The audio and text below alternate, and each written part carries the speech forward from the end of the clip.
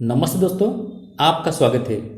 This is the great opportunity उन लोगों के लिए जो स्टॉक मार्केट में नए हैं और उन लोगों के लिए भी जो इस बिजनेस में प्रॉफिटेबल नहीं है, उनको लॉस हो रहा है।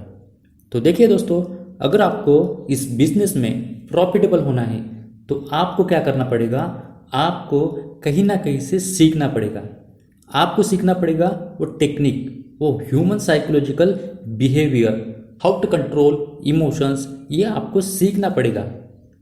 लेकिन आपके दिमाग में एक सवाल आ रहा होगा, why market solutions, why not others. तो उसका रीज़न ये है दोस्तों, यहाँ पे टेक्निक के साथ ह्यूमन साइकोलॉजी कैसी होती है, ब्रेन पावर क्या है, इमोशन कैसे कंट्रोल करना है, ये आप सीख पाएंगे। आप ट्रेडर लोग समझते हैं इन बातों को कि ट्रेडिंग में ये कितना इम्पोर्टेंट है। और दूसरी बात, ऐसे ही ऑनलाइन ट्रेनिंग की आप फीस कहीं पर भी पूछ लीजिए, आपको समझ में आएगा कितना पे करना पड़ता है।